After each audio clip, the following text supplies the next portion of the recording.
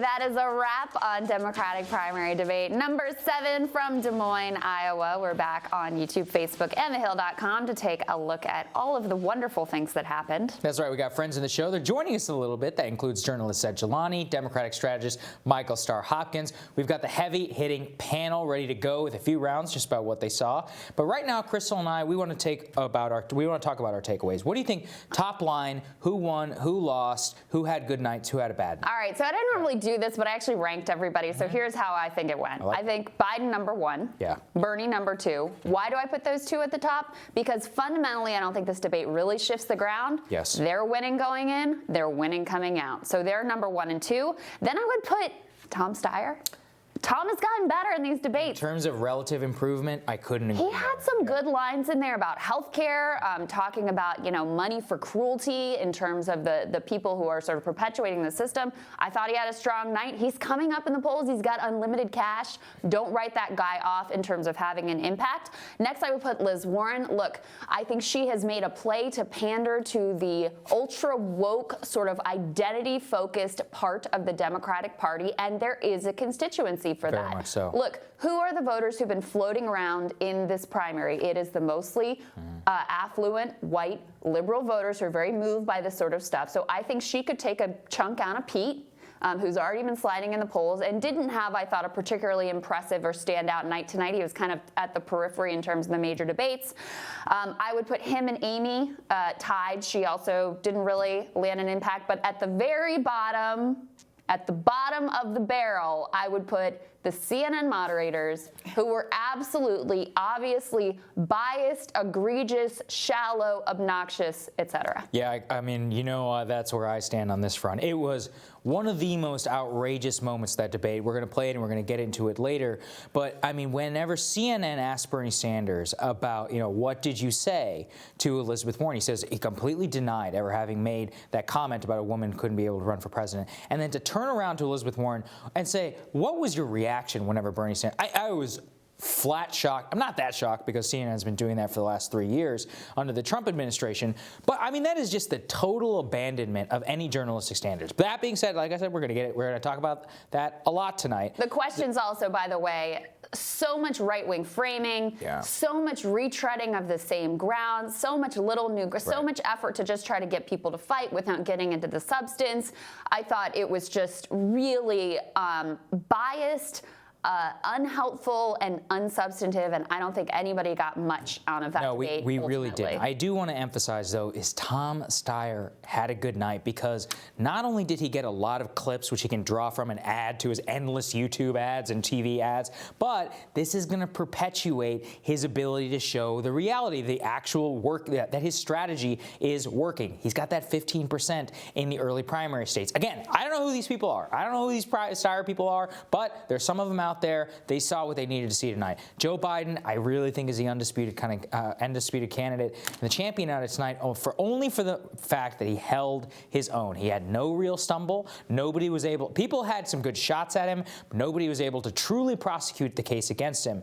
And what that meant was, and we're going to talk about this later with Zed. Zed said in the pre-show that the most effective part of Kamala Harris's knock on busing against Biden was not the substance of busing. It was that he went on the back foot, had no real response, and appeared flustered. Yes. Center of gravity for him is his electability, and that you saw in that closing statement from Biden, in which he says, he basically is doing a redux of the Hillary Clinton campaign all over again. This is about character. Bullying is on the ballot. Our children are watching. My God, it's love trumps hate all over again. It's going to flat lose. But from that perspective of the Democratic primary electorate, he's giving them what they needed to see. Let me just say on the substance, though, it is so frustrating to watch him continue to obfuscate about how he supported the Iraq War, how he was part of the buildup to the Iraq War, not just a vote. He still wants to pretend like it wasn't really a vote for the war. Obviously, it was a vote for the war.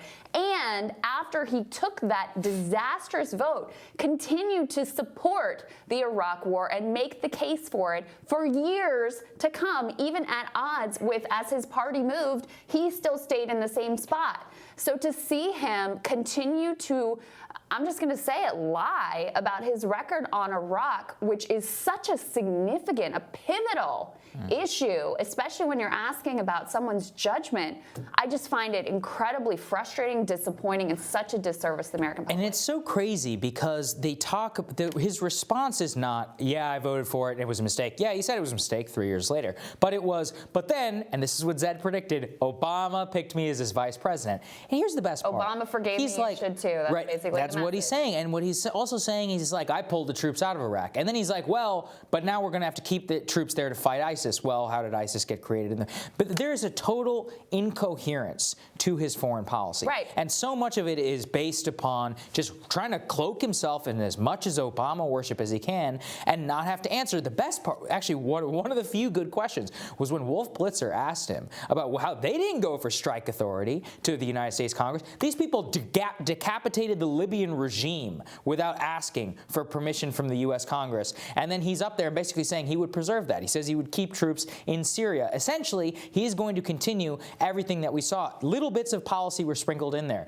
If you'll hear and you listen to that trade policy talking about China, that was the exact argument that the Obama administration made for TPP. He still supports TPP to this day. Same with NAFTA. Biden's answer on use of military force could have come out of the Trump administration. His It's whole bipartisan. Exactly. He actually said that AUMF, the authorization for the use of military force, which was passed for Iraq, justified all their action overseas, but wouldn't justify Iran. How do you draw that line? I mean, it's nonsensical. I was glad to get the question. No one ultimately prosecuted the case on that. They didn't. But that's, I think, for our job to make sure to educate people about the reality and the disparity between what he's saying and what actually happened. But we want to bring in now Senator Bernie Sanders, National Press Secretary, Brianna Joy Gray, back to the show. Great to see you, Brianna. It's good to be here. Oh, so happy. I also want to say we invited surrogates from all four of the top campaigns. Brianna was the only one able to make it tonight, although the others certainly send their regards. And we're going to have Adam Green on from the Warren camp tomorrow, as well as representative from the Trump campaign tomorrow. Brianna, though, top line takeaways, how did you think things go? Look, I largely thought that things were maintained the way that you described them, right? Like everyone basically maintained the status that they're at currently. I think perhaps with the exception of Elizabeth Warren.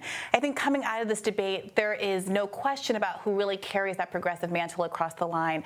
Once again, Bernie Sanders is clear in a way that she isn't about Medicare for all. He was presented with some interestingly framed questions about the pay for, which he always approaches with incredible clarity and directness, doesn't equivocate about how a small tax is ultimately a huge savings for the American people, which I think is why Americans perceive him to be honest and trustworthy. In poll after poll, he's considered to be the most trustworthy and honest candidate. So when you had a moment like tonight, like this week, when credibility was really on the table, was put on the table by the teams of other candidates in this race, it was, perhaps not so surprising that I think Bernie Sanders' credibility and truthfulness really shined. Well, Brianna, Bernie basically put his credibility on the line. He said, look, you have to believe me, I didn't say this to Elizabeth Warren. Let's take a listen to what he had to say when he was asked directly about that.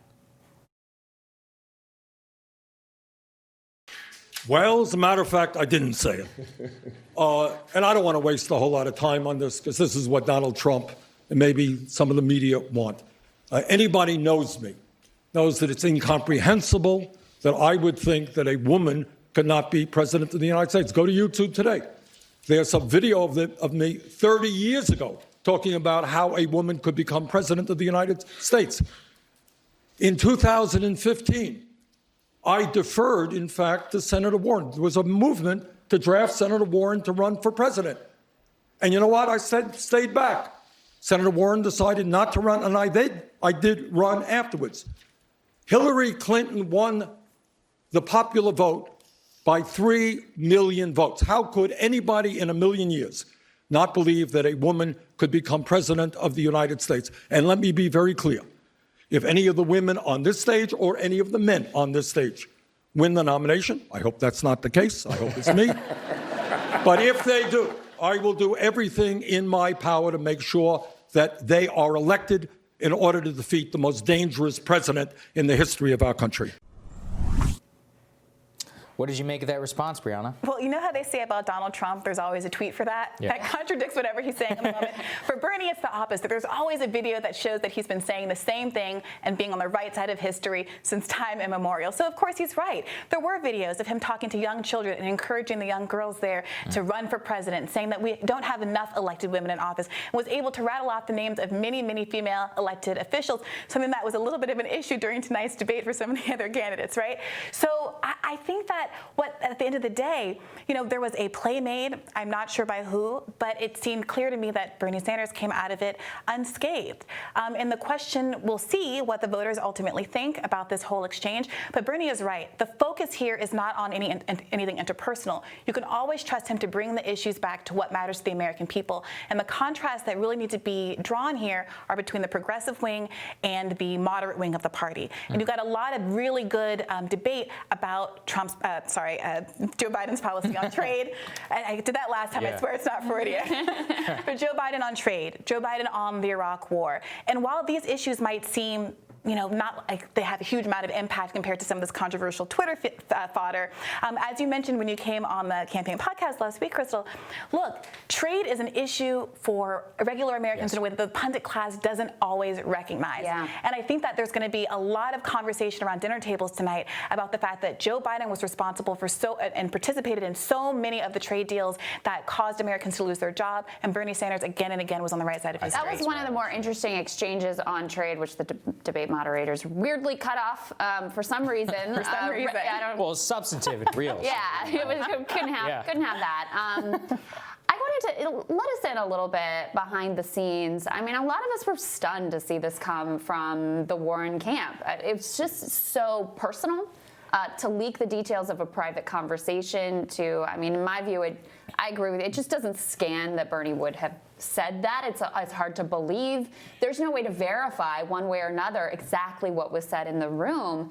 I just thought it was a very vicious, personal attack, and I was kind of shocked to see it come from her, frankly. Did it catch you all off guard? What was the reaction internally? I think that the people who work on the Bernie campaign are there because they believe deeply in the values represented by the campaign and the policies that Bernie Sanders has put his political career and his life on the line to fight for consistently, unwaveringly. And so it does feel deeply personal when these kinds of attacks are leveraged against a candidate who has conducted himself with unimpeachable integrity. And do you believe that it came from the Warren camp? I can't speak to that. I know that Bernie Sanders, as you saw tonight, maintains that he and Elizabeth Warren are friends, and he still is acting with a great deal of grace. And I am hopeful that the discussion from the Warren camp now is just to say that they want to draw a ceasefire, something that persists, and we don't get another one of these bugaboos when they start, slipping in the polls. Well, one of the outrageous things that happened tonight is CNN literally Bernie gave that answer, and then they turned and they basically asked Elizabeth Warren, what was it like whenever that happened to you? I want to play a clip of that because I found it so outrageous. Yeah. So Senator Sanders, I do want to be clear here. You're saying that you never told Senator Warren that a woman could not win the election. That is correct. Senator Warren, what did you think when Senator Sanders told you a woman could not win the election? I disagreed. Bernie is my friend, and I am not here to try to fight with Bernie. But look, this question about whether or not a woman can be president has been raised, and it's time for us to attack it head on. And I think the best way to talk about who can win is by looking at people's winning record. So, can a woman beat Donald Trump? Look at the men on this stage. Collectively, they have lost 10 elections. The only people on this stage who have won every single election that they've been in are the women.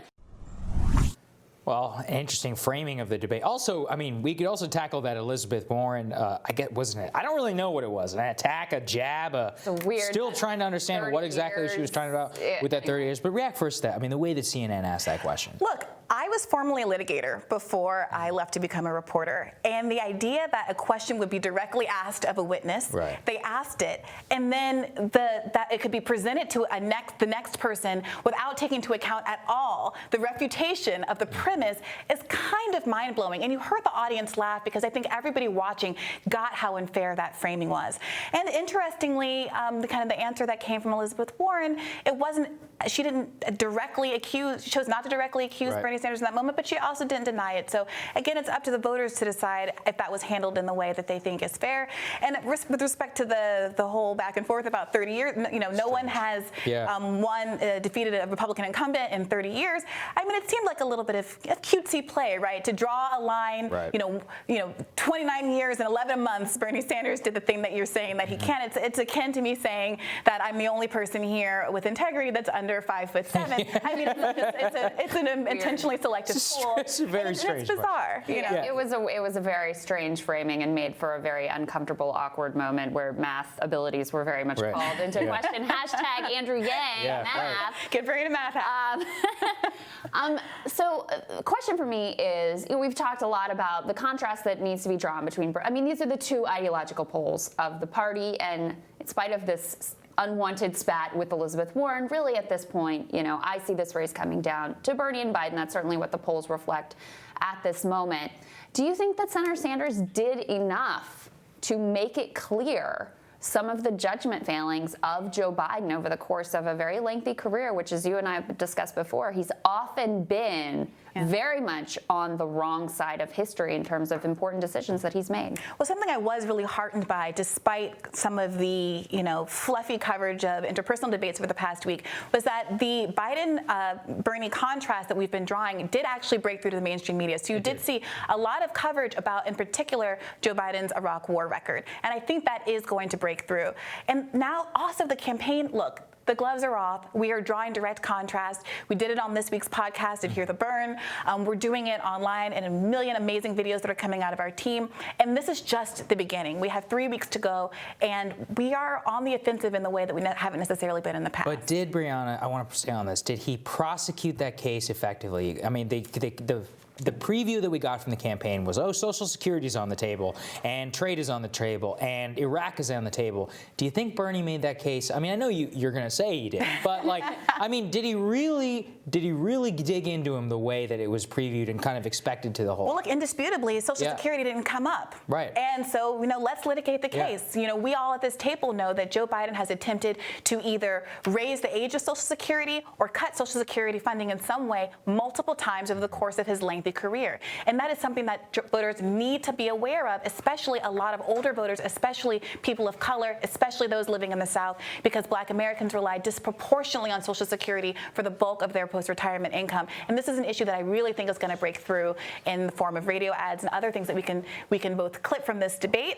and also really do a full court press going forward. That issue of Social Security, and I've dug into the numbers on this, and it's a top issue for seniors. Yep. It is the number 2 issue for African Americans. So I think it's another issue where, the pundit class, the media elite class, this isn't a fear for them that they're going to get to their old age and not be taken care of and not have a bank account that they can rely on. But for a majority of Americans, this is a really significant issue, an important issue. What is the campaign's view in terms of your positioning today? Meaning, do you think that today, if voters went to the polls today, that Senator Sanders would win, or do you think that he has ground to make up? Does he need to hit Biden? Does he need to bring Biden down some? Or do you think that he is in, what do they call it, the catbird seat? Catbird seat. Yeah, Yes, is he in the catbird seat? It's an interesting question because we remember that look, in 2000. Like Chris Matthews. I'm like, oh God. I'm like, let's keep that stuff on cable, Crystal. Yeah. I'm sorry. Go ahead, Brianna. We remember that back in 2016, people really underestimated Bernie's chances based on these same polls, right? So I think there is this sense that, hey, we could have higher than expected youth turnout. We could have higher than expected turnout from people who don't typically vote, including a lot of Latino voters in Iowa who the campaign has been courting really really hard. And as we all know, Bernie is #1 with Latinos right now. So it is highly possible that we could win right now, but I don't want anybody who's listening to this to rest on their laurels or think that the job isn't done. Don't rest on your catbird.